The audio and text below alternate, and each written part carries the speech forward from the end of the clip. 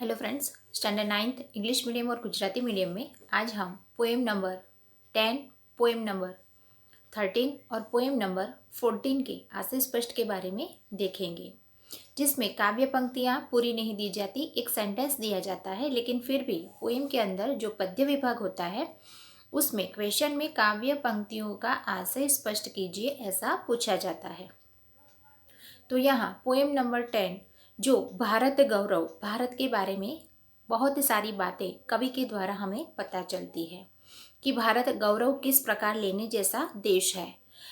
हम बचपन से ही जानते आए हैं कि भारतवर्ष में कितने ही विभिन्न प्रकार के अलग अलग बोलियाँ, अलग अलग जाति के लोग और अलग अलग जो खूबियाँ हैं वो इसके अलावा भी उसमें क्या और खूबी है ये काव्य में बताया गया है।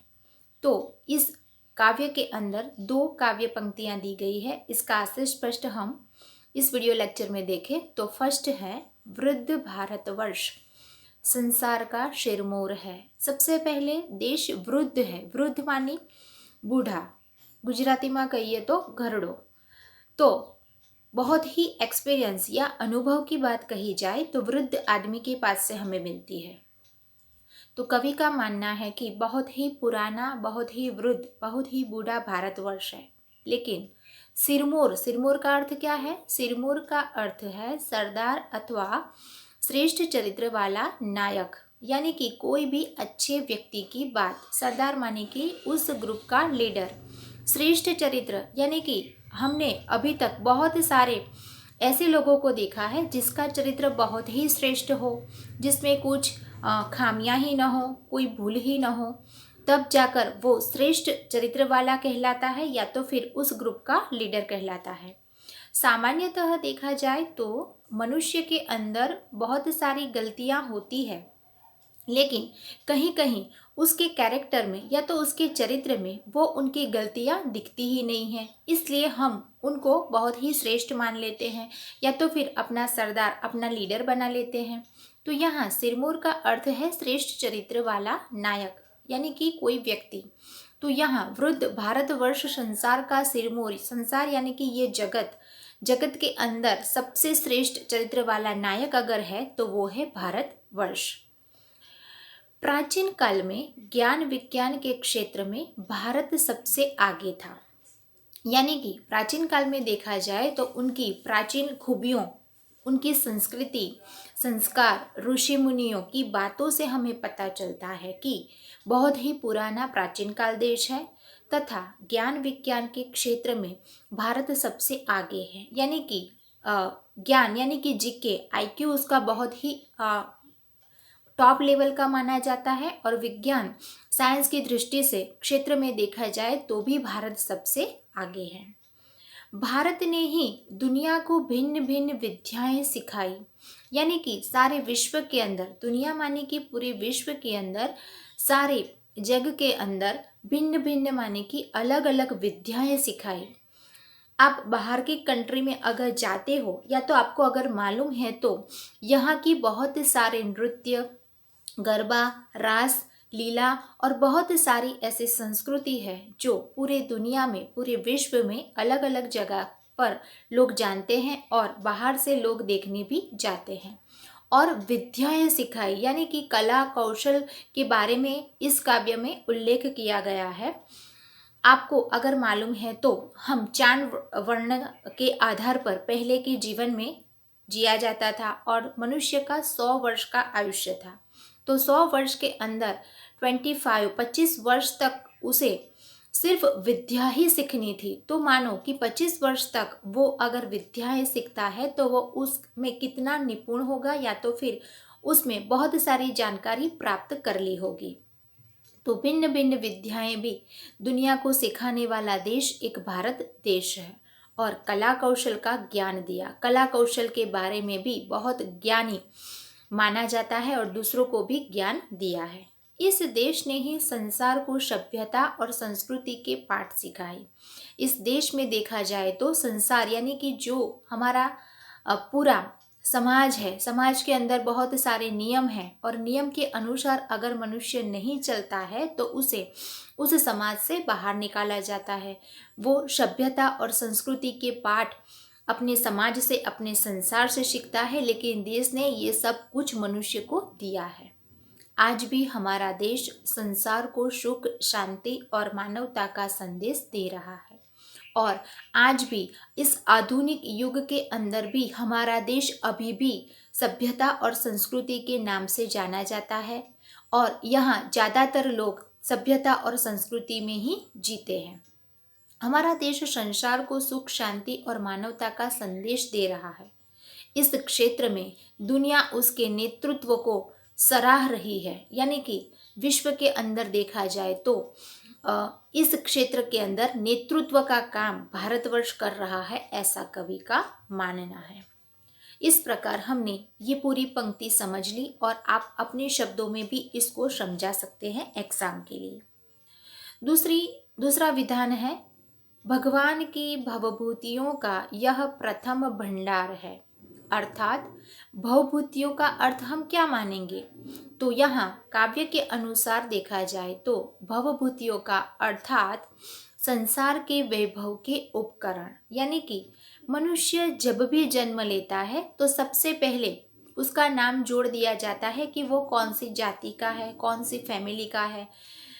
अगर सबसे टॉप लेवल का नाम लिया जाए तो धीरूभाई अंबानी के घर पर अगर लक्ष्मी आती है तो भी उसका नाम जोड़ दिया जाता है। तो उसके जन्म से ही वैभव के उपकरण शुरू हो जाते हैं।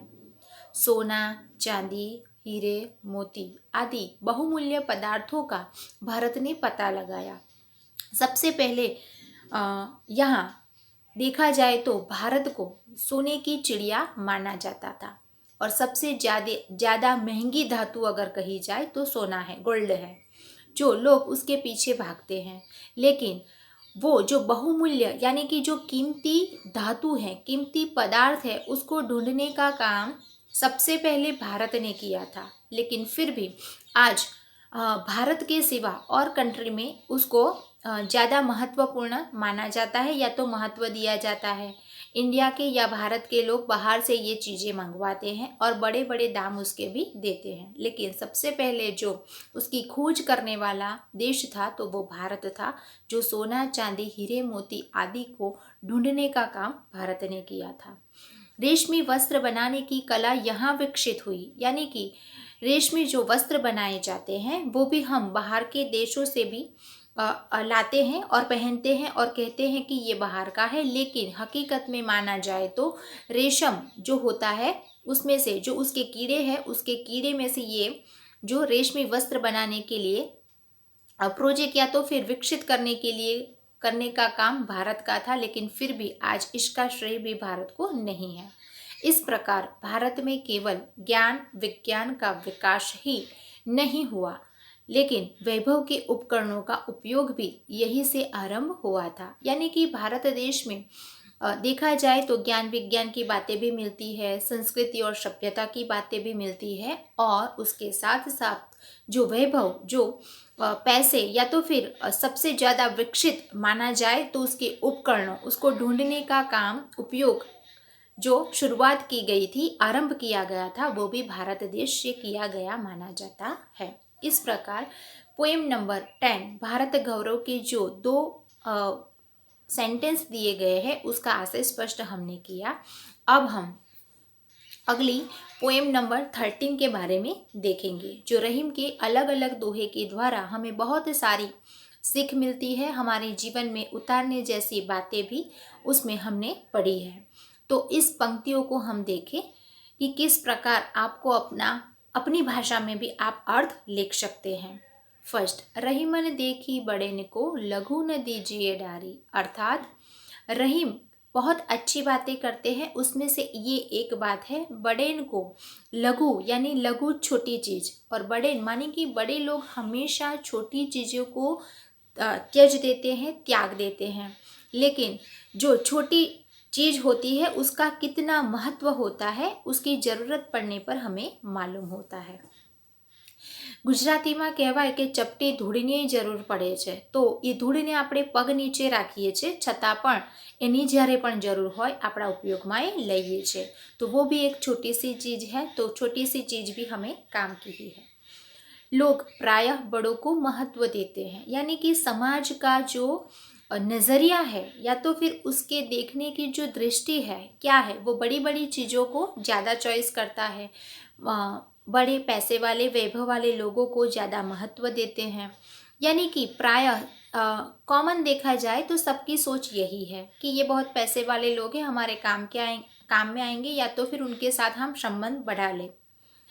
समाज में धनी मानी लोगों को आदर सम्मान दिया जाता है, चाहे उसका कैरेक्टर, उसका चरित्र अच्छा हो या ना हो। लेकिन समाज में धनी मानी यानी कि ज़्यादा पैसे वाले जो लोग होते हैं उनको ज़्यादा, कहीं कोई प्रसंग में, शादी ब्याह में बुलाया जाए तो आदर सम्मान ज़्यादा देते हैं, जबकि गरीबों को लोग उपेक्षा की दृष्टि से देखते हैं। यानी कि गरीब इंसान होता है, उसके पास पैसा नहीं होता है, वैभव नहीं होता है, अच्छा मकान नहीं होता है, अच्छे कपड़े पहनने के लिए नहीं होते हैं, या तो फिर जिस जगह पे पार्टी में उसको बुलाया जाए उसके लिए जो पार्टी में शोभा दे ऐसे ढंग के कपड़े शायद नहीं होते हैं, इसलिए लोग उन्हें उपेक्षा की दृष्टि से देखते हैं, या तो आदर सम्मान नहीं देते हैं, उनको कोई बुलाते नहीं हैं, उनसे कोई बातचीत नहीं करते हैं।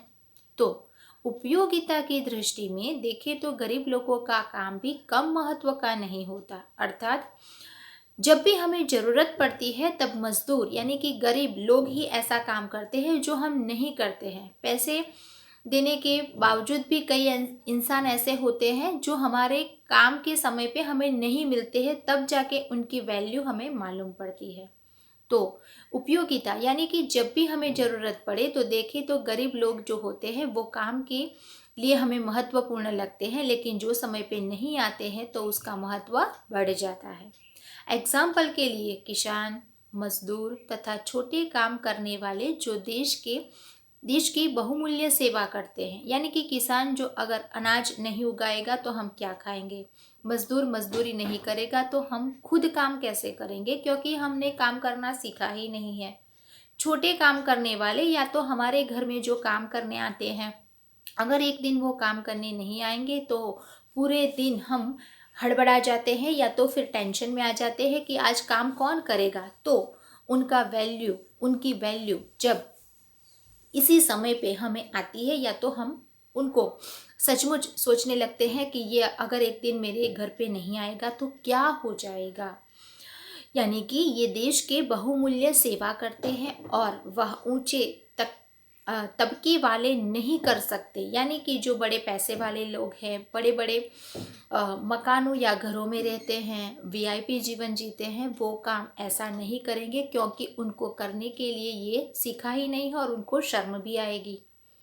इसीलिए हमें बड़े लोगों का मान देते समय निम्न स्तर के लोगों की उपेक्षा नहीं करनी चाहिए। यानी कि हमारी दृष्टि से देखें तो बड़े या छोटे में अंतर नहीं होना चाहिए, दोनों का आदर सम्मान देना चाहिए, और निम्न स्तर के जो लोग हैं उनकी कभी भी उपेक्षा नहीं करनी चाहिए। इस प्रकार इसका अर्थ ये है कि रहीमन कहते हैं कि देखी बड़ेन को, यानी कि बड़े लोगों को देखकर लघु न दीजिए डारी, यानी कि छोटे लोगों का तिरस्कार मत कीजिए।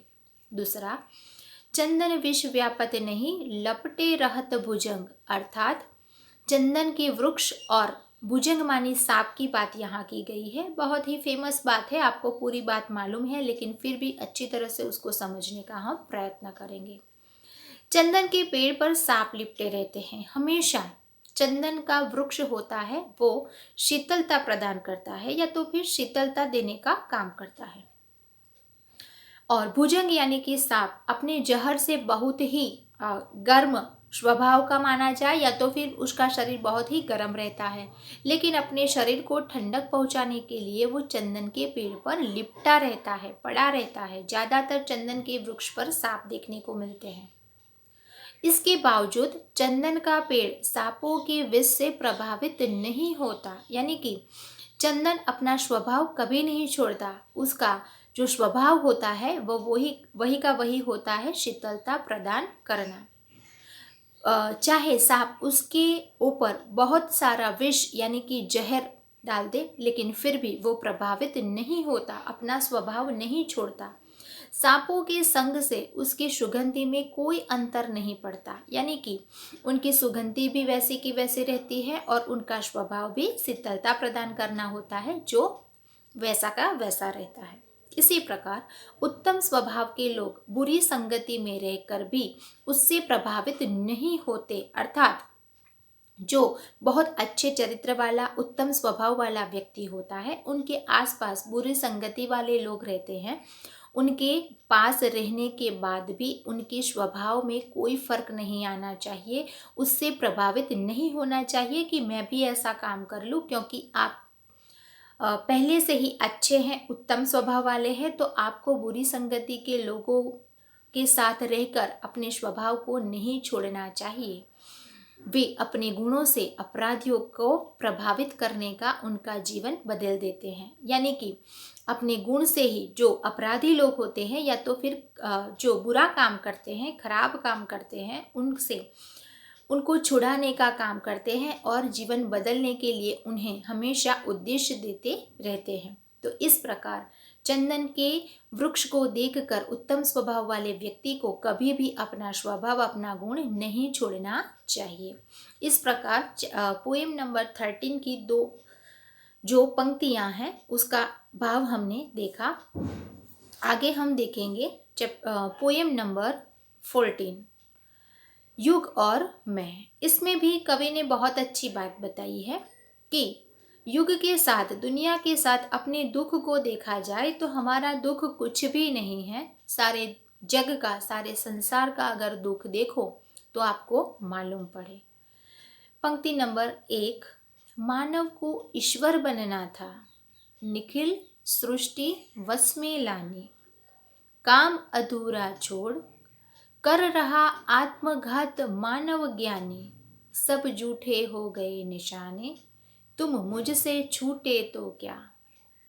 मनुष्य इतने आगे बढ़ चुका है, इतनी टेक्नोलॉजी का विकास करके वो खुद सोचने लगा है कि मैं ईश्वर हूँ, भगवान हूँ, लेकिन वहाँ वो कमज़ोर पड़ जाता है। ये काव्य के अंदर इस पंक्ति में हमें समझना है।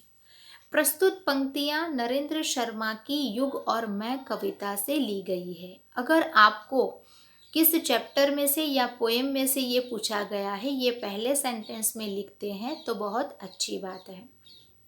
इनमें कवि ने बताया है कि मनुष्य किस तरह अपनी प्रगति की राह से भटककर गुमराह हो गया था। अर्थात कवि इसमें उल्लेख करते हैं, बताते हैं कि मनुष्य अपनी प्रगति की राह में, यानी कि जब अपनी प्रगति पर आ जाता है तो बीच बीच में वो गुमराह यानी कि भटक जाता है, रास्ता भूल जाता है, लेकिन उस रास्ते पर सही जगह पे लाने का काम भी ईश्वर का ही है। कभी कभी ईश्वर हमें जगाते हैं और कहते हैं कि बेटा तू इस गलत रास्ते पर चल रहा है, और तब जाके हमें इस बात का ज्ञात होता है।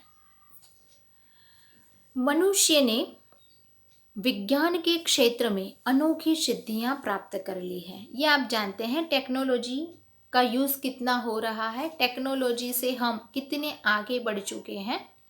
इन सिद्धियों के बल पर वह स्वयं को ईश्वर समझने लगा, यानी कि इस सारे सिद्धियों को प्राप्त करने के बाद उसके बल से स्वयं मनुष्य ये सोचने लगा है कि मैं ईश्वर हूँ, मैं ईश्वर बन गया हूँ, खुद को ईश्वर समझने लगा है कि अब ये सृष्टि जो चल रही है सिर्फ मनुष्य की टेक्नोलॉजी ढूंढने के बाद चल रही है, वो खुद ईश्वर को कुछ गिनता ही नहीं है।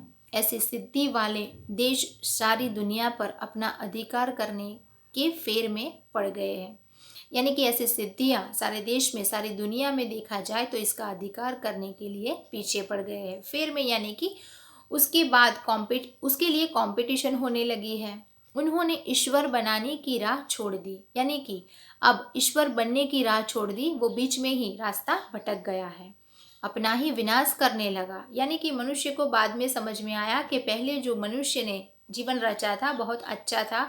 आज टेक्नोलॉजी के हिसाब से देखा जाए तो मनुष्य उसके बिना एक मिनट भी नहीं रह सकता, लेकिन जो भी उसने विकास किया है, आधुनिक टेक्नोलॉजी के क्षेत्र में इतना आगे बढ़ चुका है, लेकिन वो अब सोचने लगा है कि हमारा तो चारों तरफ से विनाश ही विनाश है। कवि कहते हैं कि जब सबने अपनी राह छोड़ दी तो मैं अगर भटक गया तो इसमें मेरा क्या दोष। यानी कि मनुष्य क्या करता है। एग्जाम्पल આપું તો ઘેટાનો ગાંડડિયો પ્રવાહ તમે જોયો હોય તો ઘેટું એક ચાલે છે, એની પાછળ ઘણા બધા ઘેટા ચાલે છે, પણ પાછળના ઘેટાઓને ખબર નથી होती कि ये क्या जई रहा है। यानी कि मनुष्य भी ऐसा ही कुछ कर रहा है। सबको देख देख कर वो भी गलत रास्ते पे, गलत राह पर चढ़ जाता है और फिर अपना ही दोष निकालते हुए कहता है कि इसमें मेरा क्या दोष, क्योंकि सबको देखकर वो भी भटक गया था। तो आप इस पंक्ति को समझकर देखें तो सबको देखकर हमें नहीं भटकना है। तुम्हारा अपना गोल क्या है, तुम्हारा अपना ध्येय क्या है, इसको सोच विचार कर आपको चलना है। दूसरी पंक्ति, जाने कब तक घाव भरेंगे इस घायल मानवता के, जाने कब तक सच्चे होंगे सपने सबकी क्षमता के, सब दुनिया पर व्यथा पड़ी है मेरी ही क्या बड़ी व्यथा। यानी कि दुनिया में देखा जाए तो बहुत सारी व्यथाएं हैं, बहुत सारे दुख हैं, दुनिया में इतने सारे दुख हैं, तो मेरा अगर दुख सुनाओ तो उसमें मेरा दुख बहुत ही छोटा है। प्रस्तुत पंक्तियां नरेंद्र शर्मा की युग और मैं कविता से ली गई है। इनमें कवि ने दुनिया के भविष्य के प्रति निराशा प्रकट की है। यानी कि सारे विश्व में देखा जाए तो उसका फ्यूचर कैसा है, निराशावादी है। क्यों? जो देखें तो कवि कहते हैं कि वर्तमान में संसार संहार की वृत्तियों में उलझा है। वर्तमान यानी कि जो लाइव टाइम चल रहा है, अभी जो समय चल रहा है, उसमें संसार संहार यानी कि मनुष्य की वृत्तियां ऐसी हो गई है जो संसार को संहार यानी कि नष्ट कर देगी। ऐसी प्रवृत्तियां वो कर रहे हैं, ऐसी वृत्तियां वो कर रहे हैं और उसमें इतने उलझे हुए हैं कि उनका रास्ता उन्हें नहीं मिल रहा है। चारों ओर विध्वंस की स्थिति है। चारों तरफ देखा जाए तो कुदरत का कहर माना जाए तो कहर, चारों तरफ से मनुष्य ऐसा फंस गया है कि वो सोचता है कि अब कहाँ जाए, क्या करे। एक दूसरे पर प्रभुत्व स्थापित करने की होड़ है। यानी कि हमेशा मनुष्य यही सोचता है कि मैं इस पर प्रभुत्व स्थापित करूं, मैं सबसे आगे हूं, मैं सबसे आगे रहूं। होड़ मानी कंपटीशन चल रही है। हमारे पड़ोस वाले ने ये किया तो मैं ये क्यों ना करूं, दूसरे दिन वो उसकी कंपटीशन में लग जाता है। ऐसी दशा में मनुष्य की बराबरी यानी कि क्षमता की बातें केवल बातें ही रह जाती है। यानी कि मनुष्य ऐसी दशा में क्या करता है, क्या सोचता है, अपनी बराबरी की बातें केवल सोचता है और वही बातें वहाँ रह जाती है। जब तक संसार में शांति और भाईचारे की भावना नहीं होगी तब तक मनुष्यता का वातावरण नहीं बनेगा।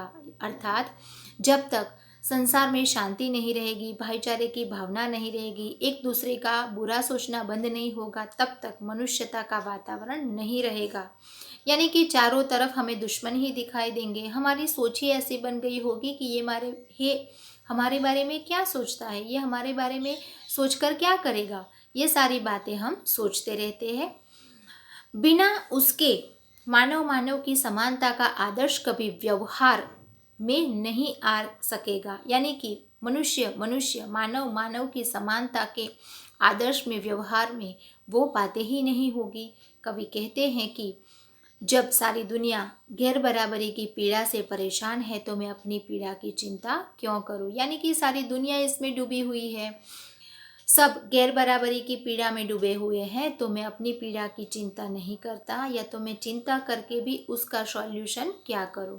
तो इस प्रकार हमने 3 काव्य के आशय पृष्ठ के बारे में आज देखा, जो आपने पूरी तरह से वीडियो लेक्चर में अच्छी तरह से समझ लिया होगा। और अगर आपने नोटबुक में नहीं लिखा है तो अपनी नोटबुक में ये लिख लीजिए। ये 3 मार्क्स के लिए एग्ज़ाम के लिए आपके लिए महत्वपूर्ण रहेगा। Thank you.